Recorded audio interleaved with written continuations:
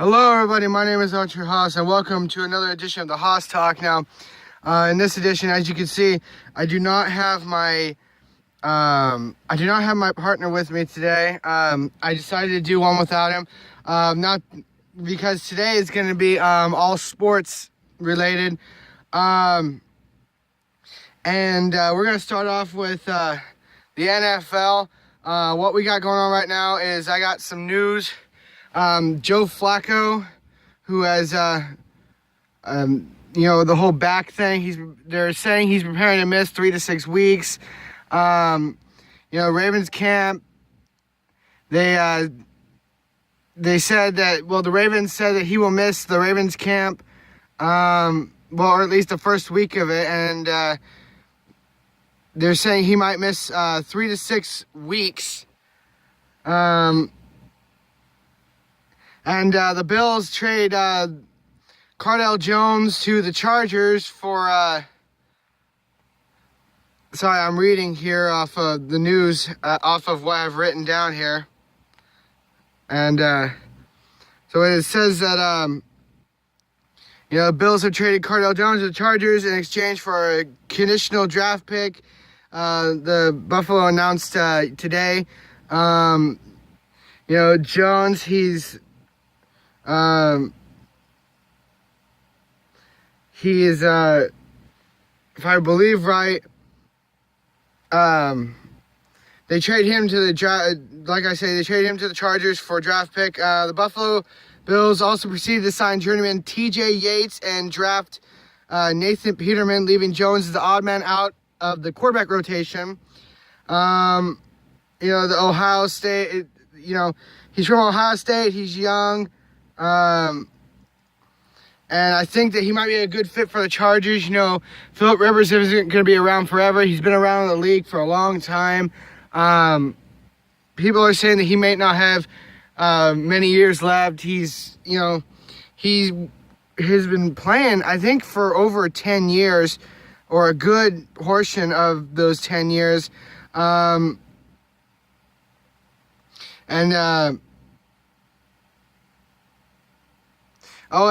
Teddy Bridgewater with the Minnesota Vikings has been placed on PUP.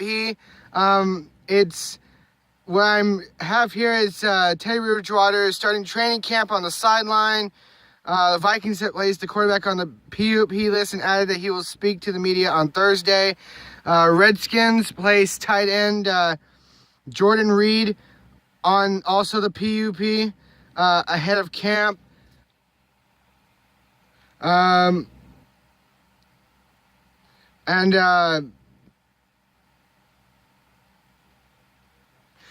Raiders also are this year going to have 2 high-profile rookies under contract when they open training camp this year. Because as I'm reading here, it says that they just signed safety Obi Melifonwu. He's signing. He signed, but they're not sure about Conley. More news on that as time comes.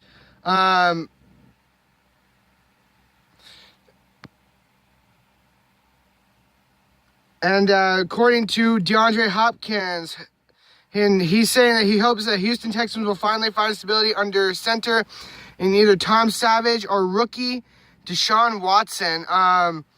2 signal callers he knows can be franchise quarterbacks.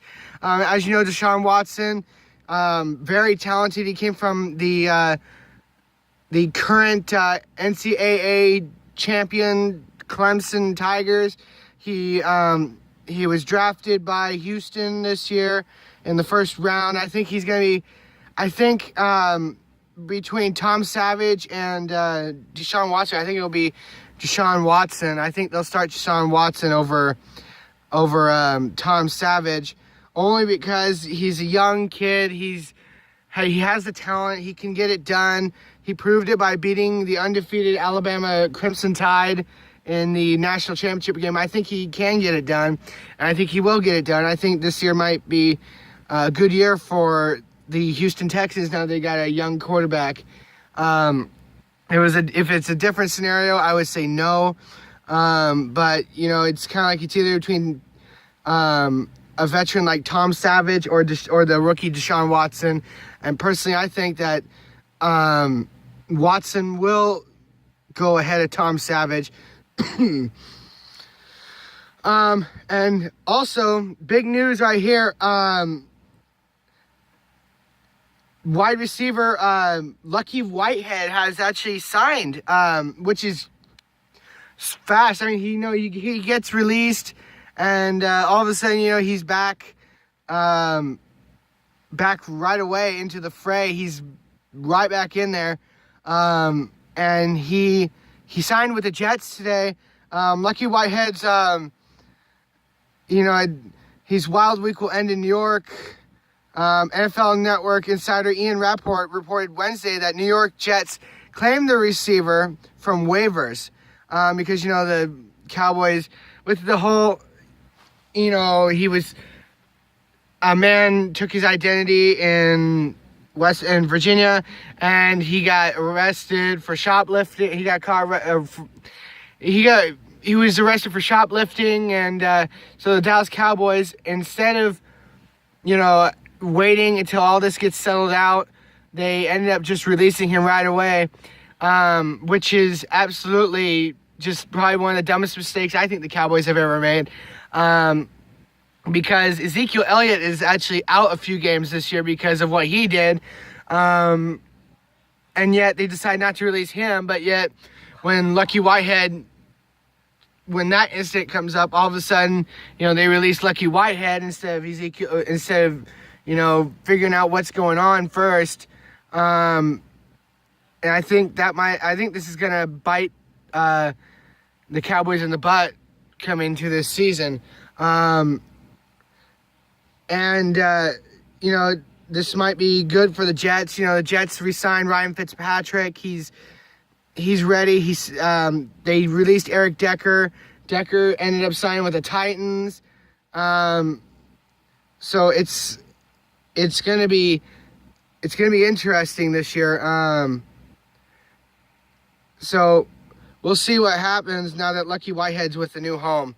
He's in a new home. He's in a new place. I think he's gonna be just. I think he'll just be just fine. And now on to the NBA. This has been a wild, month or so for the NBA with the whole Kyrie Irving and LeBron James incident. How Kyrie Irving's saying that he does not want to play with LeBron James anymore, and that LeBron James might be leaving next summer. Kyrie Irving, he's been, and then Derrick Rose signs with the Cavs. Just been a wild week. And I think, and now as I'm looking ahead, I'm seeing, maybe, I don't know if LeBron James will be leaving the Cavs, and if he does, I think he might go, personally, I think he'll go to the Lakers. The Lakers have already been looking at a possible trade to the Cavs for LeBron James. They're also saying maybe the Clippers as well. I think that the Clippers would be an okay fit for LeBron James. They just lost Paul Pierce this year to retirement. They're looking for somebody, to fill his position, or just someone to fill the roster spot. And I think that maybe there could be a possibility that maybe, yes, LeBron James could go to the Clippers. And then there's also the fact that the Lakers also got this young guy named Lonzo Ball from the draft. And Lonzo Ball, I've actually seen some of his footage from college. He's actually very talented. And I think that the Lakers, it's been tough. I think it's their first season without Kobe Bryant, you know. And, you know, it was a rough year. You know, they didn't make the playoffs. They had a tough time. And I think that maybe getting LeBron James might help them a lot. And I think that he might be a good fit. And I think that maybe the Cavs, or maybe even the Cavs might decide to keep LeBron James.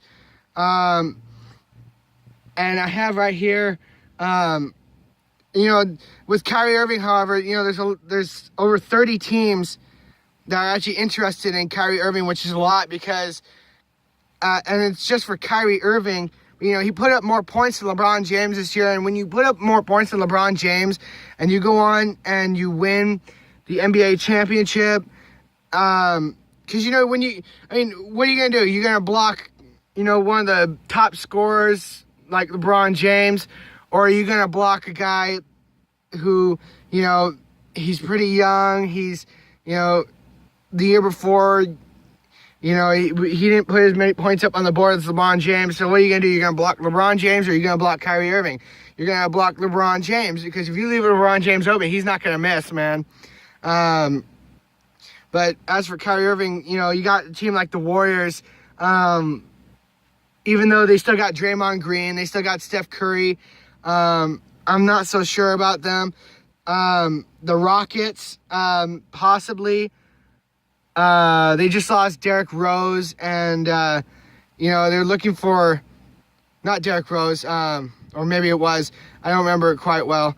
The Thunder, the OK City, OK City, I don't think he'd be okay in OK City, especially when they still got Russell Westbrook.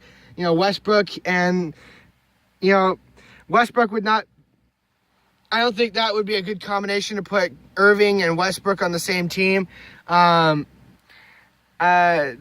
Wizards need,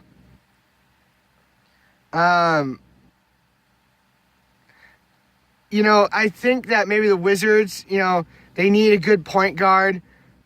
But, you know, the Rockets, the Thunder, the Trailblazers actually could be a good spot for Irving. You know, Portland could use a point guard like Irving. But all four of these teams feel that their point guard is better and roughly as young as Irving. That's why I think that those four teams wouldn't be a good fit. You know, and then you got the Celtics. But, you know, I don't think, you know, with the Warriors and the Celtics, I don't think there's no way the Cavs should trade him to either of these teams, nor should they entertain moving any worthwhile players or assets for him, because, you know, Golden State's already on top of the mountain. I mean, giving them another player like Kyrie Irving they would be pretty much unstoppable. There would be nobody that could beat them. The Celtics, you know, Isaiah Thomas's contract is coming up, and maybe, you know,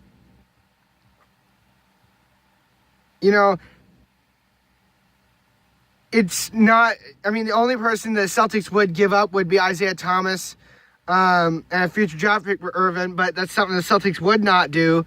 You know, and there's more teams, the Pacers and the Bulls. Really not sure what these two Central Division rivals could offer for Kyrie Irving.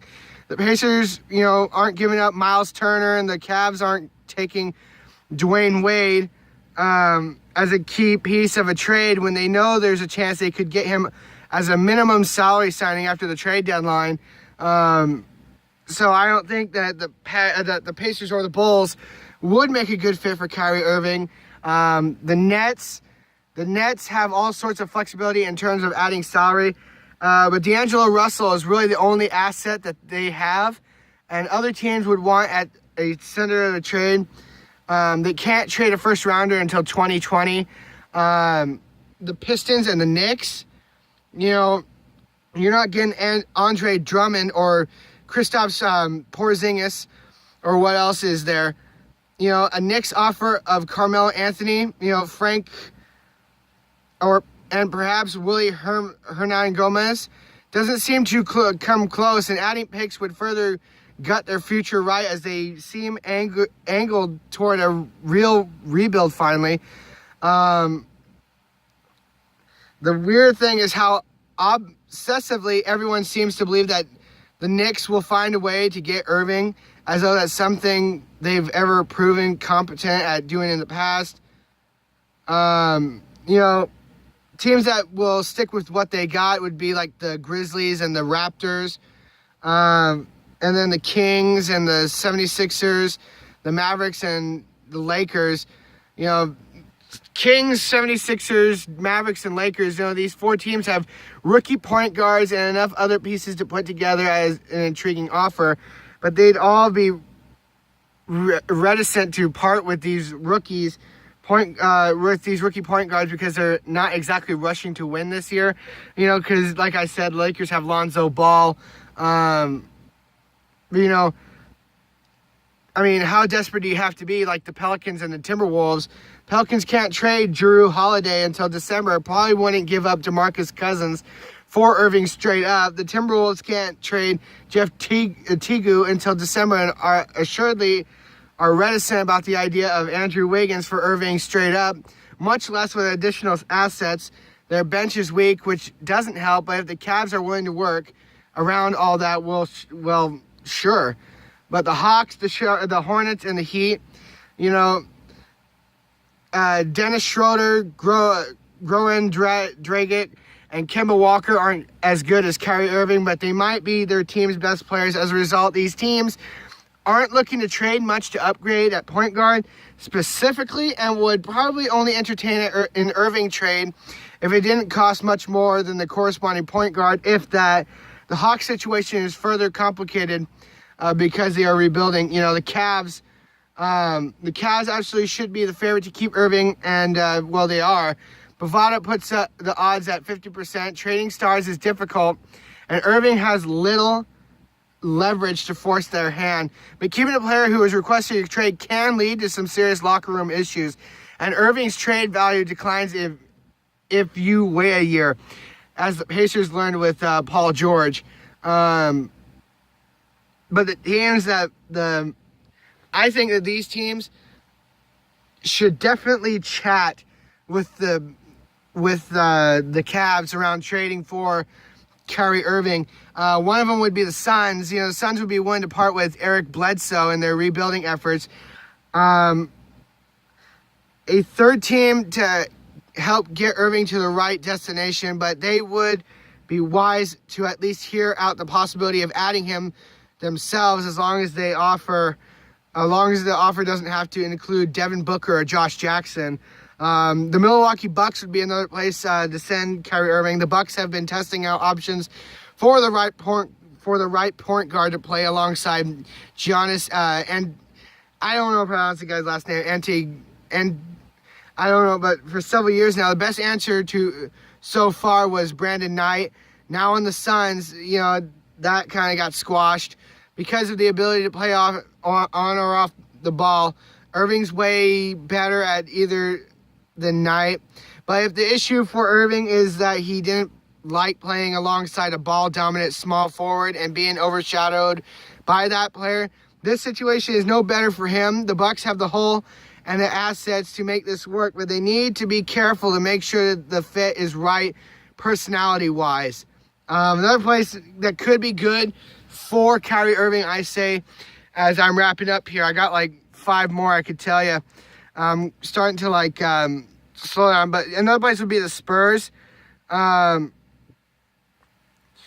the best the Spurs can offer is probably Tony Parker. Their best young players they could offer would probably be DeJounte Murray and Kyle Anderson. But that wouldn't be enough alone. They might want to add in, if they are going to trade Tony Parker, they might want to add in Danny Green for Iman Shumpert.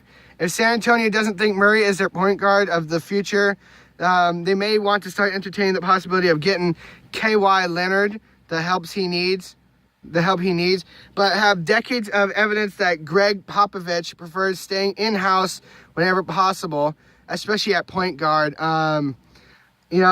Another team would be the Clippers. The Clippers rebuilt, but the Clippers are also looking at LeBron James, and that might be not so good if they get Kyrie Irving. It'd just be like going from apples to apples as far as Kyrie Irving is concerned, especially if they get LeBron James at the end of LeBron James's contract. The Clippers rebuilt their backcourt this offseason into a fun, versatile four-man unit of Patrick Beverley, Miles Teodosic, Austin Rivers, and Lou Williams. If they'd be willing to part with one of them and DeAndre Jordan, which would likely mean Blake Griffin embracing his size again, maybe there's a deal to be made. Irving clearly is better than any of their 4 point guards, but any trade would likely alter the way Doc Rivers and the Clippers play. Maybe that's a good thing for the Clippers. But my opinion, here's my best fits. I think my best fit would be the Jazz, the Utah Jazz.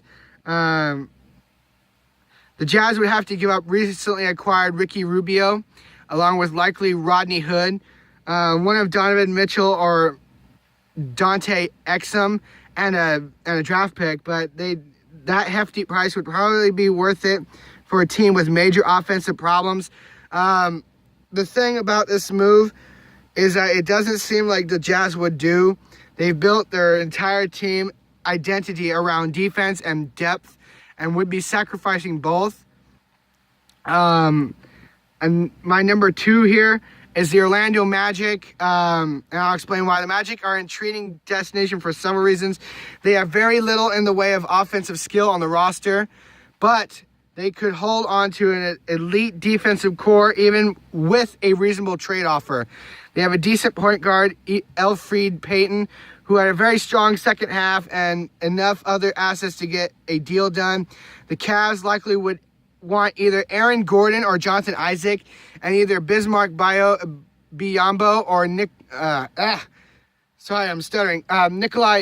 Vivek. But the Magic might be able to get away with only giving up Payton, one of the centers, and a pick or another younger player, possibly. My opinion, for a younger player, it'd be Mario Hezonja. If that works out, this roster makes a lot more sense with a player like Irving running the offense. But my number 1 pick, the place I think is the best place if they're going to trade Kyrie Irving would probably be the Denver Nuggets. I think the Nuggets would fit perfectly with Kyrie Irving's style. But the Denver Nuggets, there's no team that needs a point guard more than the Nuggets. The Nuggets are just on the cusp of being a threat in the Western Conference again, with Nikolai Jokic and Paul Millsap, arguably being the best big man duo in the entire NBA. They love their young players, but adding Millsap shows they're ready to try something now. Jamal Murray probably is a must include in an Irving scenario, which hurts but may make sense. Murray's more of a combo guard than a point. The bigger question is what else the Cavs might want for Kyrie Irving. If Denver would part with their 2018 first rounder, Wilson Chandler and Kenneth Farid, while taking back Shumpert's contract, the Cavs might let them slide on Gary Harris, whom they definitely love to keep if tossing away Murray. The issue, however, is the Nuggets probably need to find a third team, maybe the Phoenix Suns, to make this work. The Cavs probably would rather avoid going into the season with Derrick Rose and Murray as their best point guard options. That's no way to compete against the Warriors, even if this trade might be good for their long-time future. So find a taker on Murray that is willing to give up a solid point guard, and you've got the ideal destination for Irving. that's all I have for NBA. But yeah, with Kyrie Irving, it's really, it's insane. He's saying how he doesn't want to play with LeBron James. This pisses LeBron James off to no extent. It's kind of, it's just, it's hard to, it's really hard to say whether or not that, it'd be a good time to, sit the two together and have them talk. I don't think that'd be a good idea at this point because of how, frustrated LeBron James is. He said that he's not mad. He said he's just disappointed. But, it's, how you put it? It's one of those things where you don't want to put them together, but then again, you want to because it might be a good fit. But on other news, now it's time for baseball. Baseball for the MLB today. We have some games for you. Orioles and Tampa Bay race. Scoreless game up until the fourth when. Scoreless game up until the fourth when Baltimore gets one in, and then Baltimore leads until the sixth inning when Tampa Bay takes a 2-run lead. Then the seventh, they take another run lead. Eighth, another 2 runs. And Tampa Bay takes that one 5-1. Winning pitcher today is Cobb. Losers Jimenez. Cobb has a 9-6 record. Jimenez now has a 4-7 record because of this. I think this is really hurting the Orioles, especially since in their division, it's hard to take a loss like that. D-backs and Braves, it's a tie game in the first, 1-1. And then the Arizona Diamondbacks just crush it. 4 runs in the third inning. And then Atlanta comes back with a run. Now it's 5-2 going into the bottom of the fourth. And then Diamondbacks crush it again with another 2 runs. J.D. Martinez homered twice and drove in 4, while Ketel Marte had an inside-the-park homer in the D-backs 10-3 victory. Another team, the Braves, it's been a while since the Braves have been to the World Series, let alone the playoffs.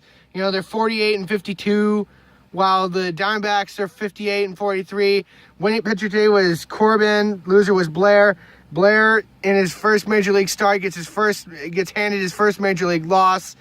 Corbin, however, has an 8-9 record. Now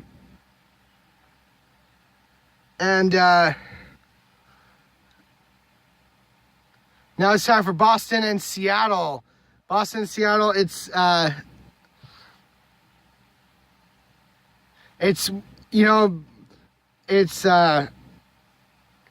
tied up until the first and up until the second inning when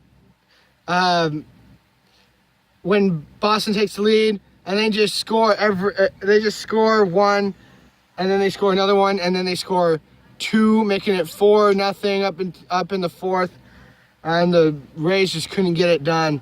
They get 5 hits off Sale today, and while Boston gets 9 off of Moore. Rafael Devers collected his first major league hit, a solo home run, and Chris Sale struck out 11 to collect his 13th win today. On to Pittsburgh and San Francisco, the Giants and the Pirates. San Francisco's leading up until the second inning. It's 1, and then Pirates tied up 1-1. Score is tied up until the 7th when the Giants take the lead, and the Pirates couldn't come back, and Giants take the lead 2-1. Jeff Samardzija struck out 8 batters over 7 innings of 1-run ball game, while Brandon Belt clubbed the go-ahead RBI double to take the win for the Giants. On to Milwaukee and Washington, the Nationals and the Brewers. It's Madison gets the win today. Barnes gets his second loss of the season. Madison has a 3-4 record. Barnes now has a 3-2.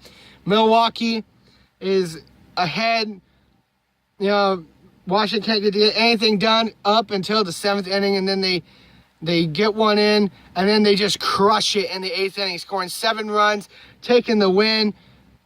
Well, and then taking the lead, and then in the 9th, Milwaukee crushes 3 runs in, making it 5-8, and then they just couldn't get it done. 10 hits for the Nationals with 1 error, and then 9 hits for the Brewers as the Nationals take the win 8-5. And then it's Oakland and Toronto. There's more games going on today, but with the time I have, it's I'm just doing the games that are over for today. Athletics and Toronto. The Blue Jays and the Athletics. It's scoreless up until the 5th inning when Oakland takes the lead. Takes 2-run lead. And then it's Athletics leading up until the 9th inning when the Blue Jays crushed 3 runs in. 3 runs off of 5 hits. The Blue Jays take the win 3-2 against the Oakland Athletics. Athletics now have a 44-57 record, and the Blue Jays have a 47-54 record. Bigini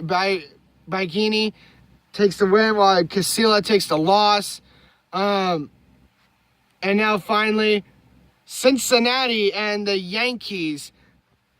My favorite team, the New York Yankees, 53-46 record. They have the second best overall in their division. It's scoreless up until the 3rd inning when New York gets 1 run in. Then they get another one in the 5th, and then 2 in the 6th, 5 in the 7th, and then finally also in the 7th inning. At the top of the 7th, the Reds take 2, making it 4-2, and then the Yankees score 5 to make it 9-2, and then the Reds get 3 more in the 8th, and then Luis Severino 5-7 dominant innings while Todd Frazier hit his first homer as a Yankee to lead a 9-5 win over the Reds. My favorite team, the Yankees, they're doing great. Injury-wise, with Sabathia down and then Greg Bird is down. I think they still might have a chance on making the playoffs. I'm hoping this might be a dream season for the Yankees. Great. Aaron Judge is just crushing them. He's doing great. He has 32 homers. Didi Gregorius is hitting well. And it's just it's looking good for the Yankees so far. Even Chase Headley gets an RBI. Torres, he a run scoring ground out. Holiday and Sanchez scored an RBI. Gregorius got a 2-run hit in the bottom of the 7th. Frazier got his first home run hit in the 7th. Clint Frazier grounds a single in the left, planting Ronald Torres and pushing the Yankees lead to 2-0 in the bottom of the 5th. Just a great game. And I think this could be the Yankees' year if they keep doing what they're doing right now and make sure that everybody stays healthy. Otherwise, around the horn, in the top of the second, it's Padres beating the Padres are beating the Mets 2-0. It's tied with the Dodgers, Minnesota. Since St. Louis and Colorado is 7-5 in the bottom of the sixth. Chicago is 6-1 in the bottom of the sixth. And for the last game is Miami and Texas. Miami's crushing the Rangers right now, 11-5 in the top of the seventh. But I guess that's all the news for today. Tune in tomorrow for another edition of the Haas Talk. Hopefully tomorrow I'll have my partner with me, and I might even have a special guest on the show next time. So thank you guys so much for listening to the Haas Talk. Ladies and gentlemen, Haas fans alike, my name is Arch Haas, and I will see you in the next video. Bye-bye.